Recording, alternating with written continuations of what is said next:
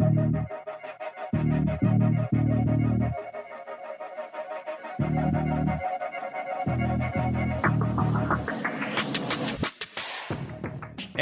away we go. It's another edition of the Arrowhead Pride Editor's Show. My name is Pete Sweeney. I'm the editor-in-chief of arrowheadpride.com, joined once again by my esteemed deputy editor, John Dixon. John, I didn't think the Kansas City Chiefs could become any more popular, and just given the fact that they have an ongoing dynasty being built, but we were proven wrong yesterday, weren't we? This is the oddest thing I think I've ever been through with covering, what is it now? 30 years of covering the Chiefs. Yeah. This is the oddest thing I think I've ever seen. And obviously we're talking about Taylor Swift, right? Or are we talking about Jawaan Taylor's penalties? I don't know which Taylor we're talking about at any given moment. So, well, I said it to Steve on the Arrowhead Pride report. We recorded last night for this morning, and I said to him, I think this Jawaan Taylor thing would be a huge story with Andy Reid basically calling out of the officiating, but it's so clouded by the fact that Taylor Swift and Travis Kelce are seen walking out together. They rented out one of the nicer restaurants, the new restaurants on the plaza, apparently, and had the whole thing rented out at 8:00 for the team and for them to hang out. And oh my, it's wild. I just saw a video before we started recording, John, and this, I guess, is common knowledge. I was talking to a colleague who she works in football, but she's a Swiftie, as they say. She travels in these public places in things like janitors.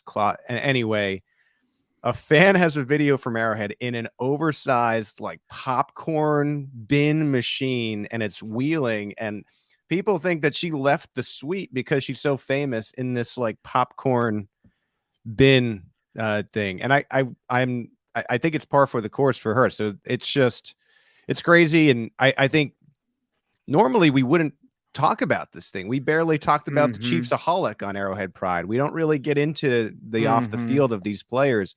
But the problem with doing that is that Taylor Swift is like a megastar, right? It's hard to wrap your head around that there was someone in the building at Arrowhead Stadium while there was a Chiefs game on that is 10 times as famous as Patrick Mahomes is. It's surreal. I don't know what to make of it. Who knows how many games she'll be going at. I think the only thing that we do, right, John, is just wish the trailer era luck.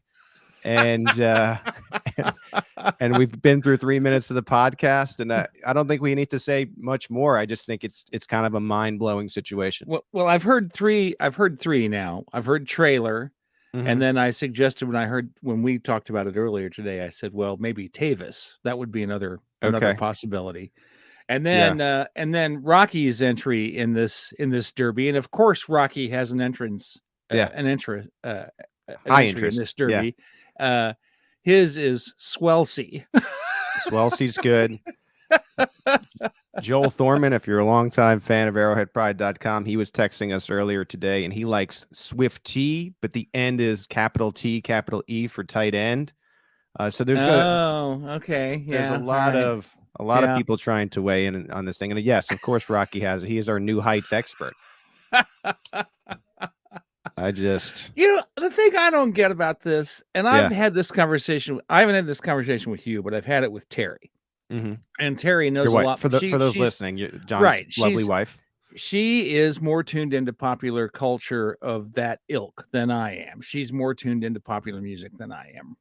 I know about stuff that happened 40 years ago, but I don't know too much about what's popular now. Yeah. But Terry is. And I said to her, I don't get this. I don't, what I know about Taylor Swift and the videos that I've seen out of the corner of my eye and the songs that I've heard, kind of half heard, I just don't see how that particular person would find Travis Kelce attractive. Now, I'm not trying to say anything. I'm not trying to say anything bad about either one of them. Okay. I'm just saying I don't see how those personalities would fit together very well. I just don't see it.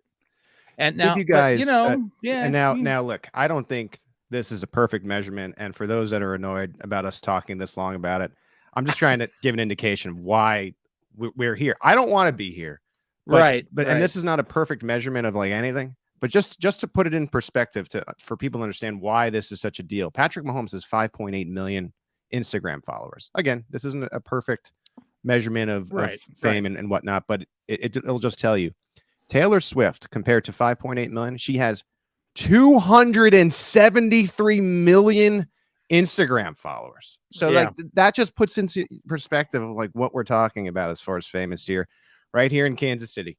If the Chiefs weren't popular before, they are certainly popular now. I got an email from someone, some kind of agency, and I get these all the time of like information about the Chiefs, and apparently that Travis Kelce got like 29,000 followers overnight. The Chiefs got 20,000 followers at the start of the game yesterday out of it. So complete mayhem off the field at Arrowhead. Now let's get to the football. 6 minutes in here. On this show, we'll go through Andy Reid from this morning and everything that he was talking about in terms of this game. He was not asked about Taylor Swift this morning. Made a nice joke last night that he set them up. Our second segment will be our marinated takeaways from the football of this game. We'll wrap up with a couple roster moves. John, I believe, is going to have a couple of the things that popped from the snap counts, and then we'll talk about the opening odds for Sunday Night Football against the New York Jets. But let's start with Andy Reid. We have no reviews, by the way. If you want to leave a review, we'll read it here, but we don't have any today. So I'm sure we'll get some now about, how 6 minutes. Please do not give us 1 star for the Taylor Swift talk. I explained why we did it. We don't need 1 star for it. Okay. Andy Reid, getting to him. If you remember in this game, John, there was a scary moment with Patrick Mahomes. He looked like he had re-injured the ankle that cost him a healthy playoff push last year. Here was Andy Reid with a pseudo update on Mahomes and his potential injury. No, it was the ankle can twist one way or the other. This was more, we call it a basketball sprain, and he felt comfortable afterwards. So with it, and probably be a little stiff today, but I haven't seen him today to tell you. But he was good to go. One of the newsmakers, I think it was Tom Pelissero, tweeted out that his sources tell him that it's fine. Patrick Mahomes told me last night that it was okay. I think he's all right, but you can understand why people were overly concerned about this. This is not something that you want lingering starting in week 3 of the NFL season. Sure. Well, and of course, the thing that I would find concerning about that is what's it going to be on Wednesday? Yeah. It's in our experience, after the game, Patrick Mahomes will always say it's fine because he's walking around on it when I played on it. But the question is, how stiff is it the next day? And then is he able to play on it without any kind of impediment 2 days later when practice begins for the next game? So that's going to be the real question. I think, from what we've been told so far, it looks pretty good right now, but we'll just have to, as Andy would say, we'll see. So. Yeah, I don't, my feeling is he's not even going to be limited, but John's right here. You don't know what it's going to be feeling like on Wednesday for us, peasants that just go to the gym and are not professional athletes. Sometimes it takes 2 days for the soreness to really kick in. So we'll see. Imagine if you don't even go to the gym. See, that's the world that I live in. Just get out of bed. Yeah, back hurts. All right.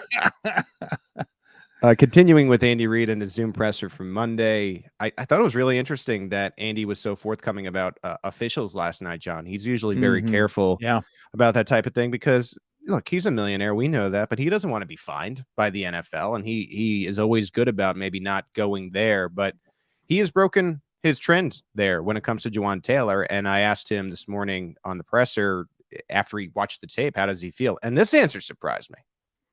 And now that I've had a chance to look at it, I'd even double down more on what I said yesterday. I mean, I just think, they've got an eye on him, and they better keep an eye on everybody else too, because it's to the point of being ridiculous. They got their point proved now out there to the world. So let's make sure we're staying consistent. That's heavy for Andy Reid. He is usually mild-mannered and mild-mannered by design as to not really rile up the team or cause any kind of distraction. That is about a 9 or 10 on the Andy Reid scale for ripping the officials. Seriously. I mean, it is. Right. And I tend to think maybe this starts to go the other way, John. That's Andy Reid flipping the table over in Andy Reid. I mean, he doesn't go there, he just doesn't. Right.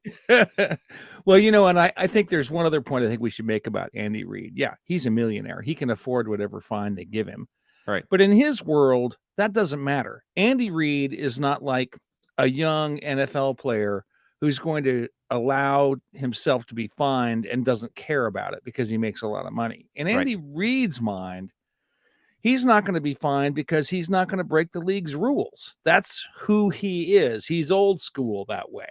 And so the fact that he would do this at all and, actually put himself at risk of being fined for criticizing the officiating, I think is pretty incredible. And yeah, it's very mild mannered the way it comes off. But when you look at it in the background of what Andy Reid does and what he does not do, this is like getting on the table and screaming. I wasn't sure if Mahomes, because Mahomes talked about it last night too. I wasn't sure if Mahomes and Reid were going to get fined last night. I tend to think the league is going to find Andy Reid. I don't think he cares. I think he's really ticked off about it. And so we'll see if that comes to pass. But I think to him, it's probably worth it because you got to think this is messing with Jawaan Taylor's head quite a bit. Sure. And it's not who could play loose when it feels like you're being targeted by the officials. And look, Mike Tirico as an Orange, I think he does a great job. Chris Collinsworth, I'm usually a fan of watching, Thursday and Sunday night football, whatever it ends up being. A little unfair to put this guy on blast. And I think even further unfair for the referees to go as far as they have. And so again, I think Andy Reid's well respected in this league. I think he picks his spots really sharply. And I just tend to think it starts to go the other way. And this is intentional. Going to some of the positives from yesterday, Andy Reid had some commentary about the wide receiver room. He was asked specifically to discuss Rashee Rice. Here was Andy Reid on Rashee and the rest of the receivers. Yeah, I liked what I saw. I mean, there's some things we've got to correct on all of them, but there were some good things. I like the way Rice is coming along. So, I mean, he's catching the ball well. He's getting up the field. He had the one at the end that was on him, the interception at the end. But for the most part here, he's doing a nice job. When he has that ball in his hands, he's strong and he knows how to get up the field like quickly. So that's a real positive. And I think Pat has trust in him. And you can see the development. 24 had a good day. 11 had a good day. I mean, you just keep going through, and the guys, I thought played well. 84 had a great catch, and so they. A couple of them. I mean, he's been productive. So Pat's using all the guys, and they're all stepping up there. So complimenting the entire receiver room at the end there, but I thought it was pretty telling. Some of the words on Rashee Rice. This is a pleasant surprise, I think, because you're not really always assuming that a wide receiver in Andy Reid's system in year one is going to look the way that Rice has looked through 3 games here. And because Andy Reid's presser was so short today, John, I'm going to burn one of my marinated takeaways here. We'll get the rest of the world famous in the next segment. But he, to me, right now, Rice, looks like he could be the team's best and most reliable receiver by week 8-ish. I want to say middle of the season here, but there are now, the 17 games. So week 8, 9, week 8. He's got a big body. He's confident. I thought on that near touchdown that ended up being called back, that was like in the preseason, what could have been an easy drop ball because you could tell he was trying to turn his body quickly to dart up the field, but instead he saw it in and was able to really smoothly, I think, get the ball and turn up field. And I originally thought, I think that like Sky Moore would be the man, and not to say that he's not going to have a role in this offense, but for me right now, like Rice's ceiling looks to be higher than everybody. And I would even include Kadarius Toney on that, because Toney once again has shown his lack of ability to stay on the field. And you hate to keep using the cliche about the best ability is available, but it's true. It's very true in the case of Toney. Toney was 100% all the time and would stay on the field. I think it would be hard to pick any other receiver, but I just think all things included in some of these early signs, I think the ceiling for Rashee Rice is really high this year. I mean, we're only in game 3, and I just think by the end of it, he might be the Chiefs' most reliable wide receiver, pass catcher, if you want to say, after Travis Kelce on the team. I'll go ahead and burn something I was going to mention when we talk about snap counts later, because I found this real interesting. The last couple of days, when Montreal Washington was elevated from the practice squad, the question was, okay, so we're still going to have 7 wide receivers, assuming that Kadarius Toney would not be available, and of course he was. He did play, he did dress, but hardly played at all. He might as well have not even been dressed for the game, the way it played out. And I said, well, what I would expect is that Montreal Washington will get some special teams snaps. I'm thinking like as a gunner or something, not as a returner. Right. And then somebody like Justin Ross will get more offensive snaps because he's got Montreal Washington to take his place on special teams. Oh no, that's not what happened. Montreal Washington was out there as a returner instead of, I presumed it'd be Justin Watson. And Justin Ross still got a lot more snaps than he usually gets. Now, some of that's because they had more backups on the field at the end of the game, of course, but even so, I think he had let's see, I've got it written down here. He had 36% of the snaps, 27 offensive snaps during Sunday's game. And maybe half of that might be because they had backup players playing at the end of the game. Still only 1 target in the game. But he's got to get more snaps in order to get more targets. And so that was a step forward for him in this game, I think.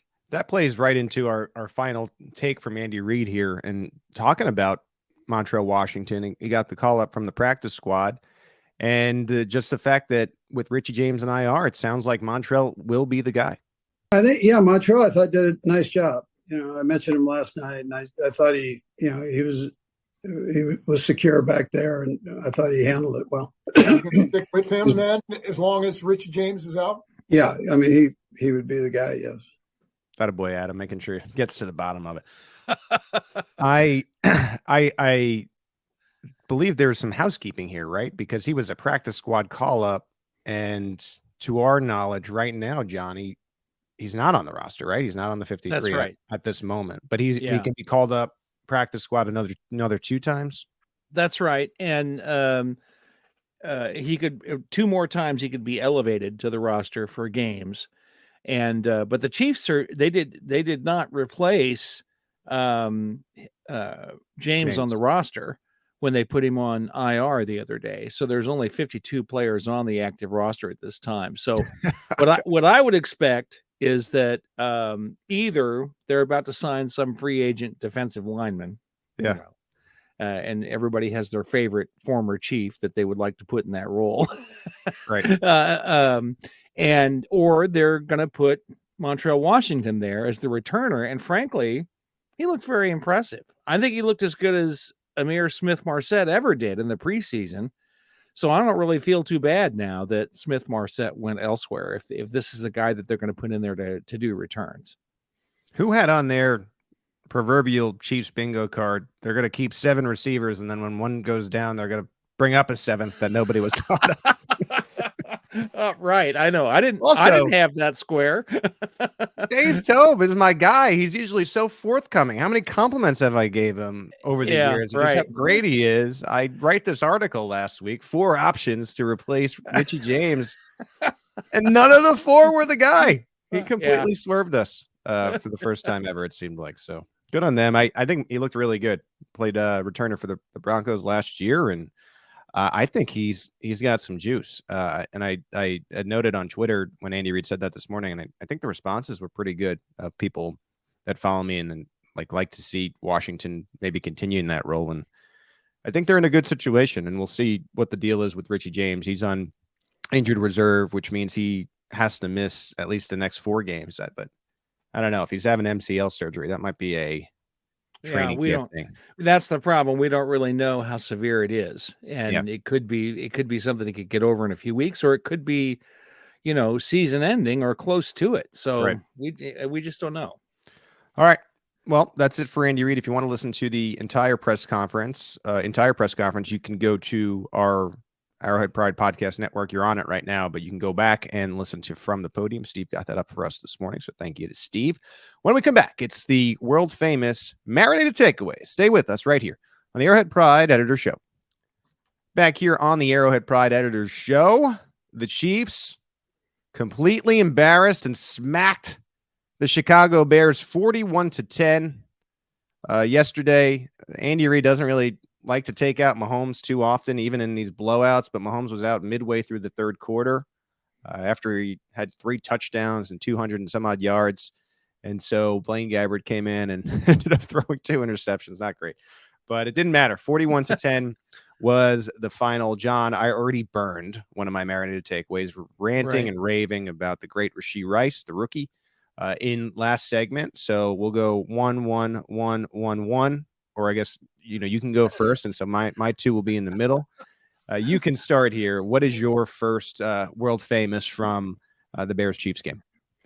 Well, I think the thing that most people noticed, I don't know that this is all that marinated, but I'd like to talk about it anyway, is how evenly distributed the passes and the runs were in the Chiefs offense. I mean, It was nearly exactly 50-50.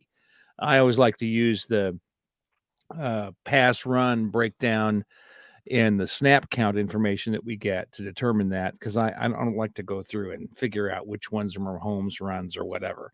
And that's what the number I like to use for this. And it was 51% pass, 49% run. There were 2 games last year that were close to that. The Tampa Bay game in week 4, and then the week 18 game against the Las Vegas Raiders, which were both, like within a percentage point of 2 of 50%. Yep. So it's not unknown for the Chiefs to do this, but more typically it's like a 2-to-1 ratio. And I'd be very interested to know. And of course, some of this is because of the way the game went. You get into a 34-0 lead at halftime, you're going to be more inclined to run the ball in the second half. That just goes without saying, right? Right. So some of it is because they got a lead early, but and there were some games last year where they did not have a big lead but won the game, where it was like 56-44. So this is exactly what people wanted to see. Yep. Was to see the Chiefs run the ball a little bit more, and which would give them more options in play action, passing, so on and so forth. And we saw that. And then the thing that's crazy about it is that the opponent was also 50-50. Behind 34-0 at halftime, right, and they're not throwing the ball 80% of the time. And then what other statistic I like to look at out of the snap count data is the number of plays. 75 offensive plays, 51 defensive plays. That is perfect. Yep. That's using up a lot of the time on the clock with the offense, not wearing out the defense, and it indicates that the defense is getting off the field quickly all the time. So those numbers were all just fantastic from this game. The Bears are a mess. Yeah. And I mentioned this. I'm not burning one of my marinated takeaways here. This isn't a marinated takeaway. This was a rapid takeaway that we put on the site. But how often do the Chiefs lose or come close to flirting with a loss with bad teams? And it's so annoying. And I in the world of betting, they call it, they never are in a position to cover, as they say. Whereas yesterday it was one team who was one of the Super Bowl favorites among them, and there's another team who is among the teams that are going to potentially pick number 1 in the NFL draft. And you know what happened? Well, finally, what was supposed to happen of just the Chiefs smacking them in the mouth and embarrassing them on your home field. And so I thought that was refreshing for Chiefs fans. I actually, my initial marinated takeaway, John, kind of plays off yours. And I it's hard for me to get out of these games. And I always say it, I just feel like the offense ticks better when they're running the football. But I think just the Chiefs offensive play callers just understanding that sometimes you got to eat your peas, right? If you're going to enjoy dinner, you're talking to Andy Reid and Matt Nagy. I got this from PFF before we started. Isaiah Pacheco forced 7 missed tackles against the Bears, with 49 of his 62 rushing yards coming after contact. I thought Clyde Edwards-Helaire looked great in this game. I thought Jerick McKinnon looked great in this game. They got a really good running back by committee. And when I say maybe, Matt Nagy and Andy Reid need to eat their peas, I mean, designed runs and making sure you're in the realm of like 5 to 15 in the first half. And you saw what a change and how great it felt like the offense was going into this halftime locker room instead of last week when you only had the 2 rushes and you weren't able to get that evenly distributed run to pass ratio as John was describing. They got some pretty damn good running backs on this team.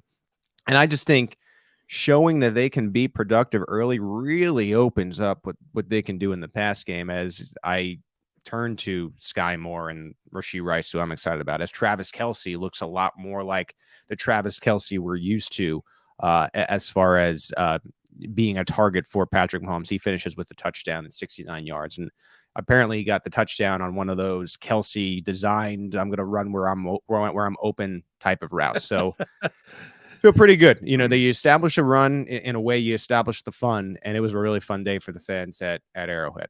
All right, John, let's go to your second Marinated takeaway. There's some other numbers from the game that I looked at this morning that are an additional indicator of how much better the Chiefs were in this game than they have been up to this point. 5 for 5 in the red zone. How much have we complained about that? The red zone performance being down below what we Mahomes actually leads the league in red zone touchdowns now, so that's a good thing as well. Yeah. So and 5 for 5 in goal to go, and that's again a function of being able to run the ball more or less at will. And then 10 of 14, 71% on third down. Wowza, that's excellent in the NFL, and 3 times what it was a week ago against the Jacksonville Jaguars in a game that they won. And I'll just make this other point because you were just talking about the running backs, and I would bet that most fans watched that game yesterday and figured that the Chiefs running backs averaged 5.4 yards a game, yards per attempt. Nope, they didn't. It was 3.9. So it just goes to show that the effectiveness that we see in the running backs isn't always a function of how many yards they get and how many big runs they have, etc. In fact, usually a high average indicates they had at least one really big run for 25 or 30 yards or something. What really counts is that they can be consistent and get a few yards every time they're handed the ball. And that's what we saw on Sunday from the Chiefs running game. Sometimes it's just the frequency of doing it. Like, even if you're stuffed after 2 yards, it's like, well, there's the threat there. So maybe you got to play a little bit more up, and that opens things up for Kelce and the cast of characters the Chiefs have. And so, man, I love the offense when they're running the ball and they don't forget to, obviously they're not forgetting to run the ball, but you know what I'm saying? Where you're like, did they remember that they have one of the better young running backs in the league that broke 7 tackles in the game? So I thought, you keep that up, I don't see the Chiefs even flirting with any kind of loss with this cast of teams coming up before you lead into that big-time Germany game against the Miami Dolphins. Not to look ahead. I know if Andy Reid is listening, he's not happy about me talking about that yet. All right, let's get into my final Marinated takeaway.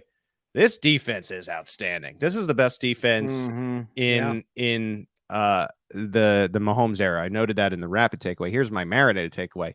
The beautiful thing for the Chiefs, you talk about signing a defensive lineman. This is all BC, and what do I mean by that?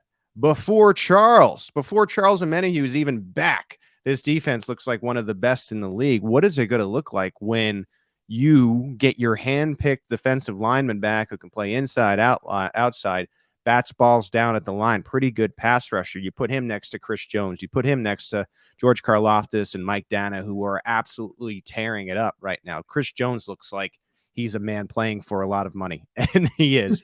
And you know what? I think it's tough to say that he's going to be the defensive player of the year because you have other guys in the league, but I think he'll at least be in that realm of the conversation, those top 3 or 4 by the time the odds get there toward the end of the year. And I think you add Omenihu to that mix. What quarterback is going to be comfortable playing these Chiefs? And we're always so offense based when we talk about Kansas City because of Patrick Mahomes and Kelsey, and because of just how many points they're able to put up each and every year. They're in the top 5 always of points per game, but this has top 5. I talked about Rashee Rice's ceiling. This has top 5 ceiling this year, and I think it's only going to be enhanced when you get Charles Omenihu back in the mix. So this is BC. I'm ready for that AC to start after Charles returns. And it's also BF before Felix. Right. This is a guy who isn't really being utilized in the defense as yet. And yet every time he is utilized, we see him getting production in pressures. And we see him doing things on the field that look really good for a young man who missed a big chunk of the offseason program.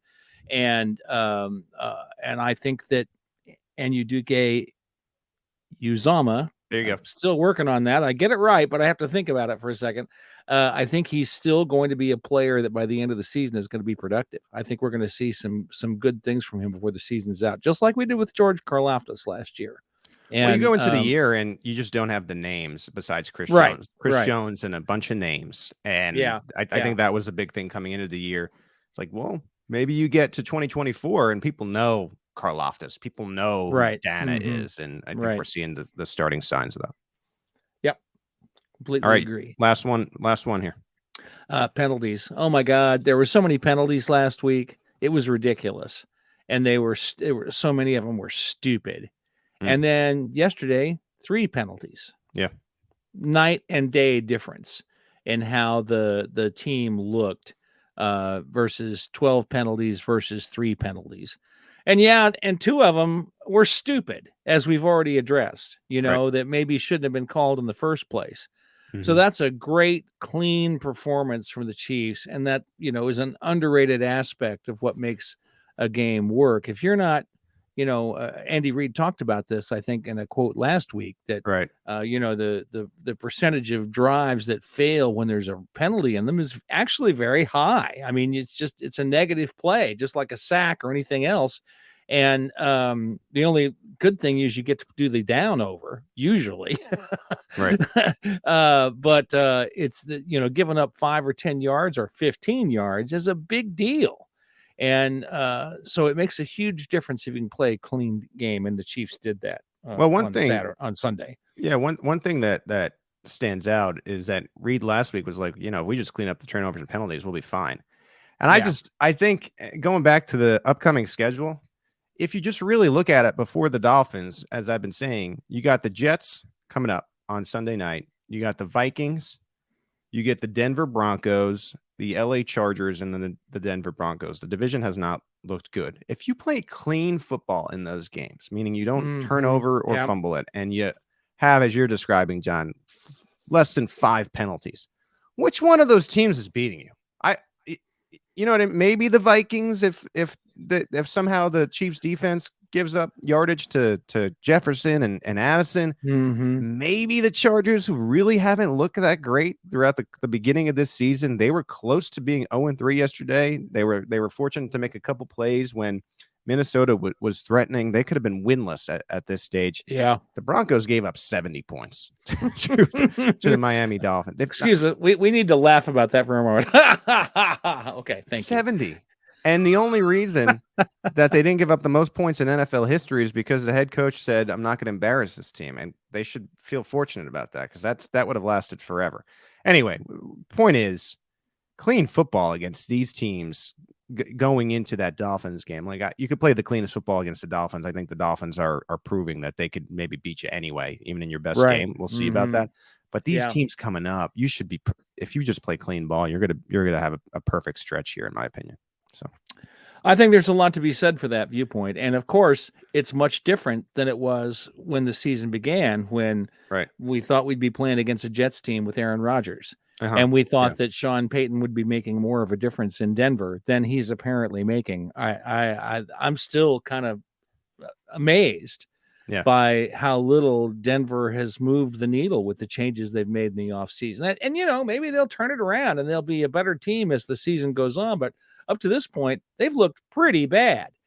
And, the Raiders got beat last night, and Right? They did lose last night, right? Yes, they did. Yeah, to the And Steelers. yeah, and Crazy call. I don't know if you saw this game, but I saw a little of it, just a little of it. they decided to do that thing that sometimes head coaches do, where they take the field goal on 4th down and you take the ball out of the hands of your quarterback. I mean, I know, look, Jimmy Garoppolo is the quarterback playing for you, but you got to go for the win there. What are we doing? Yeah. Well, that's just, I'm just amazed that we're not seeing better play out of the rest of the division this year, because the Chargers shouldn't be a good team. They're all they there's a reason that people are always picking the Chargers to win the division, is that they've got some quality players there.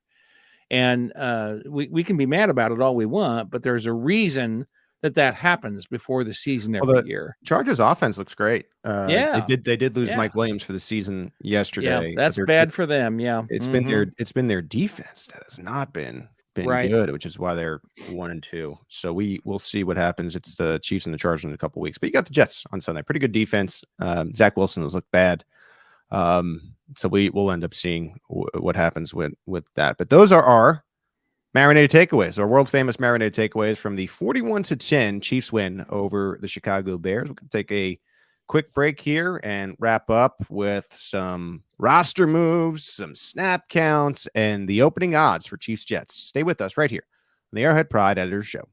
Back here on the Arrowhead Pride Editors Show, wrapping up. I don't know what it is about us this year, John, but we are putting together a more efficient show. Every time last year we're approaching the 67-minute mark, and I'm like, how did we get here? But we're at a nice, and Steve will like this, a nice tight 36 and counting. I bet you we can probably get out of here around the 45 range and allow you, whatever you're doing, whether you're in your car at home, to go listen to something else. All right, John, the Chiefs ended up making 3 roster moves on heading into the game. One of them we sort of already talked about, right? Because that was Montreal, Washington. I'm pulling it up here. You covered it for us. You also had Richie James going to IR, which we also ended up discussing. And then the other one was Cole Christensen was promoted to the roster. And so some quick moves there. Usually you'll see some other transactions happen tomorrow. Maybe that's when we see Montreal, Washington 53-man roster. Any takeaways from those roster moves, John? No, I mean, they were all kind of what we would expect. I mean, they'd made it pretty clear that James had been hurt fairly seriously. It wasn't a big surprise that he was going to go on IR. And of course, you never know exactly what's going to happen with these practice squad elevations. Sometimes they make no sense at all. I thought these made sense because, you just put a wide receiver on IR, then you're probably going to elevate a wide receiver. And the same with Christensen. You got a linebacker who's missing the game, and he comes in. Of course, he does what I expected that Washington would do. He went in there and played special teams so that Jack Cochran, it turns out, would be able to play some defensive snaps with Nick Bolton out of the game. Yeah, so typical roster moves. Again, we'll see what the Chiefs do when we get to Transaction Tuesday, which is usually when they do a lot of their housekeeping things around the NFL. We talked already about some snap count takeaways. Anything else that was noticeable to you as you glanced at the snap counts, John? Yeah, I thought it was interesting yesterday evening that I saw there were national stories about Jawaan Taylor being benched, possibly because of the penalties he incurred during the game because of the way he was lining up. And, what he missed, like 2 snaps against Jacksonville. He missed 6 snaps yesterday. It did at the time seem like a benching, but then Andy Reid said that he was hurt. Although I was at the game, I don't know what's going on there, because I was at the game and I had tweeted this out.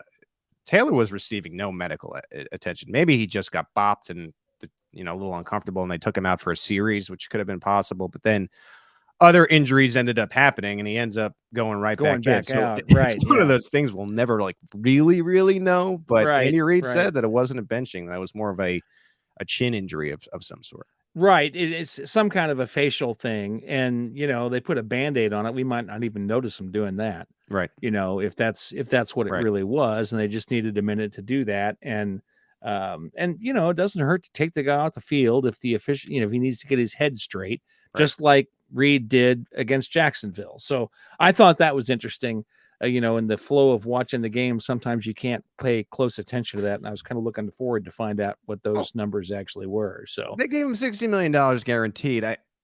I know that once you're in the season, the best players are going to play. You're going to give him a long leash before you think about benching him anyway, right? Like, well, and he's playing well, except for this stupid officiating thing. Yeah. It's not like we're dealing with Orlando Brown Jr. here, where he's not really playing up to the standards we expect for what he's being paid. He is. It's just that the penalties are blinding us to what he's really doing. Speaking of Orlando Brown Jr., we got the Cincinnati Bengals trying to avoid 0-3 themselves tonight. Joe Burrow, unsure if he's even going to play in this game. And the Rams look like they're back to being relevant again. So we'll see what ends up happening there. You wonder if speaking of Orlando Brown, we haven't talked about in a while, you wonder if they lose that game. Jesus looking at like Kansas City. He's like, wow, they're 2-1. Taylor was there. I'm here. I'm 0-3. Maybe I should have just taken the money. Why didn't you take the money, Orlando? What did you do? Yeah, well. Oh, gosh. Now you're with that nerdy mayor. What are you doing? Jabroni. He's with the jabroni now. Oh, God. All right. Anything else snap count wise, or we good? Yeah, I thought it was interesting. I kind of made an oblique reference to this earlier, but Kadarius Toney just 2 snaps yesterday. Apparently, the whole point of having him be available for the game is for the other team to be prepared for him. And I guess if you're preparing to play the Chiefs and Toney's going to be healthy, you got to be thinking about what the Chiefs might try to do with him. So I think that was just a case of the Chiefs doing a little gamesmanship there. I don't think they intended to use him very much at all, and they didn't. Already mentioned the 2 snaps makes me wonder if he tried to, warm-ups are just different than game speed. So maybe he got into game speed and said, it doesn't really feel right. When suddenly with Toney, unfortunately. So I don't know. That's entirely possible. And maybe he would have gotten back in the game, and then they got ahead and they thought, well, there's no point in risking an additional injury on his toe or whatever. Yep. Sky Moore, top wide receiver at 64% of the snaps. Rashee Rice had a lot, but not that many. Rashee was at 51% on the game. I thought that was kind of surprising. Over on the defense, obvious that Drew Tranquill just stepped in for Nick Bolton. Yeah. He was just the guy at the Mike linebacker position for the whole game. He missed some snaps at the end like everybody else. He's got to be making himself a lot of money this year. He's only on a 1-year deal. Yeah. Well, it's like $3 million, isn't it? Something like that. It's not a whole lot. But I'm saying for next year. Oh, for next year? Oh, yeah, absolutely. Yeah. I can't believe that they let him go. Honestly. I can't believe it either. Especially with how bad the defenses looked. Yeah, I'm still kind of flabbergasted by the Chargers letting him go. He's a good guy too. I mean, you talk to him in the locker room. He really comfortable answering questions. Nice guy. I actually heard him on Sirius XM after this game, John, and really loves Kansas City. He says him and his family are really enjoying the community and stuff like that. I wonder. Usually Brett Veach does the rental thing with these type of guys, but I just wonder if he sticks around. You know what I mean? Yeah, I've been meaning to ask you, what's that thing that he's got around his neck? It looks like something like an earphone thing, and I've seen it two different colors. Is it a set of earphones that I've never seen before?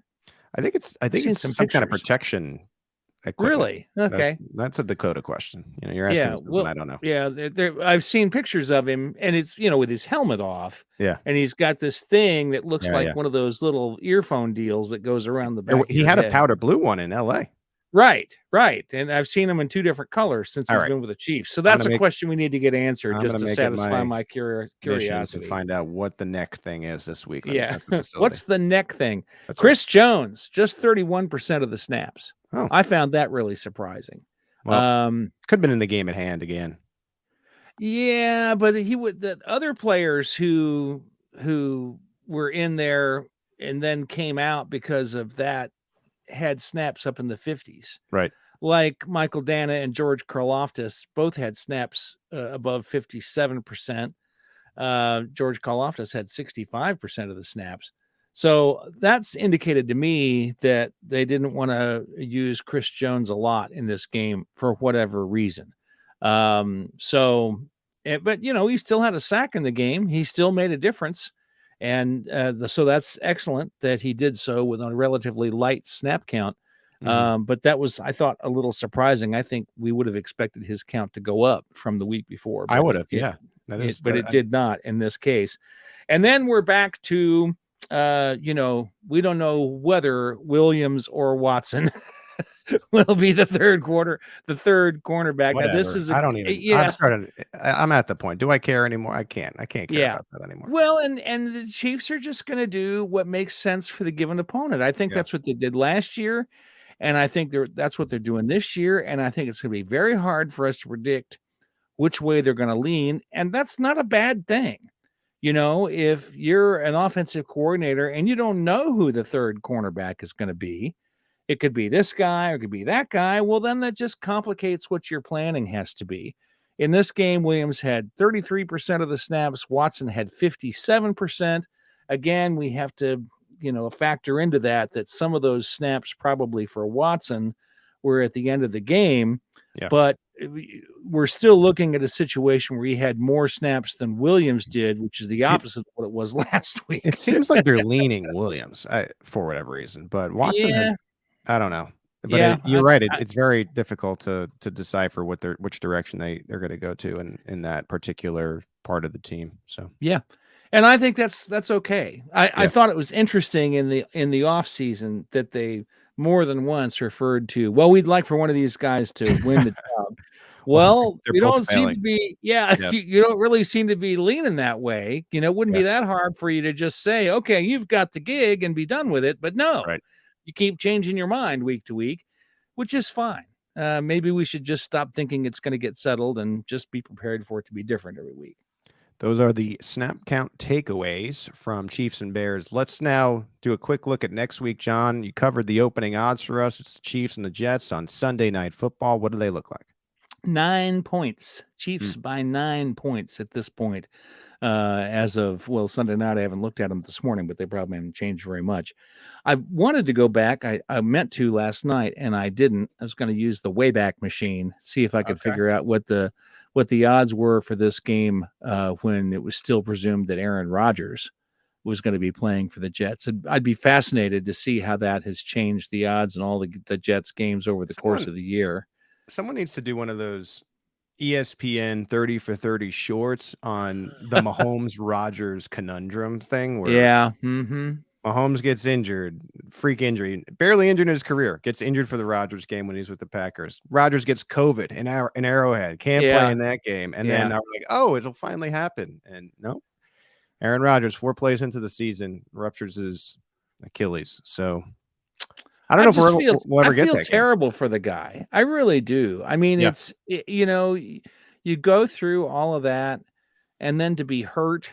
And I feel terrible for Jets fans and Robert Saleh, for all of that. I mean, they've waited longer than Kansas City has to have a really good team that had a chance to win a championship.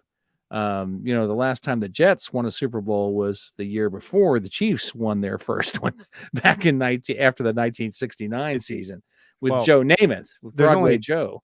So there's only one other scenario that's worse than the Jets and their fans. It's if your team has never won a Super Bowl. Like Buffalo Bills, for example. However, if you go. But at least they had some good teams for a while, and they played in the championship.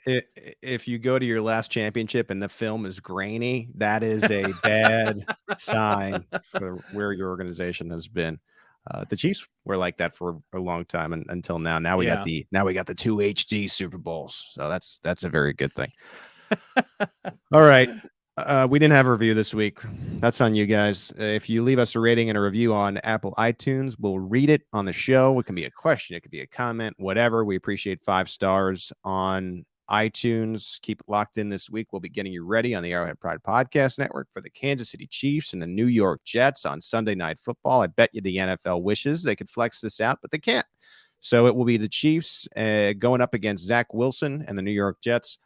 Coming up next weekend, have you updated as far as the injuries and whatnot up at arrowheadpride.com. I want to mention the newsletter.